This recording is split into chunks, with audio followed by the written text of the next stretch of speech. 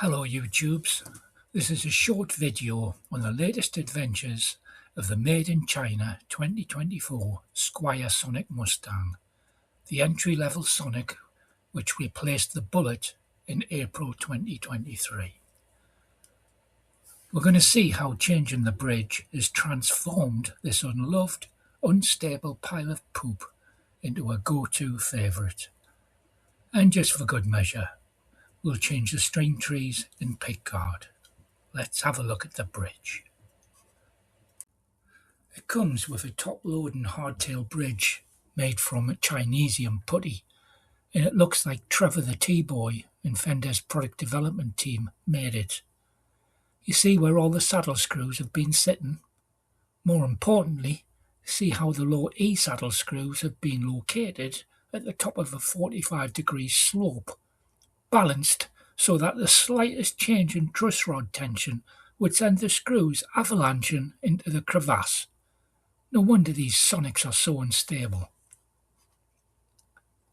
Granted, if you don't care about intonation, you could tweak it so as to avoid these ravines. But come on Fender, this is total crap. But then again, so is your CEO. I decided to fit a through-body hardtail bridge. This was only £9 on eBay, and whilst it's made of Chinesium putty, it still works surprisingly well.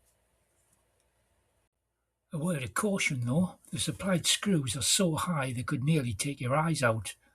I replaced these with an old variable length set, just so Mr. McKnight wouldn't shred his socks. Oh, God, they're so great. There you go. Phil thought they were fucking great. Special way, Phil. Now anyone who doesn't own a bench pillar drill will be aware of how difficult it is to drill perpendicular holes, making sure they line up accurately on both sides of the guitar body. You don't want them to end up like this.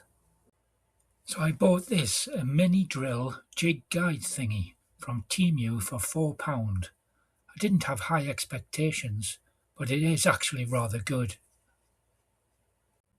On the back of the body, rather than 6 individual string-through ferrules, I used this string-through plate, which allowed for some drilling and accuracy tolerances. I fitted Graphtec Tusk XL string trees that do make a difference, especially compared to the original sharp-edged butterfly ones which came with the guitar.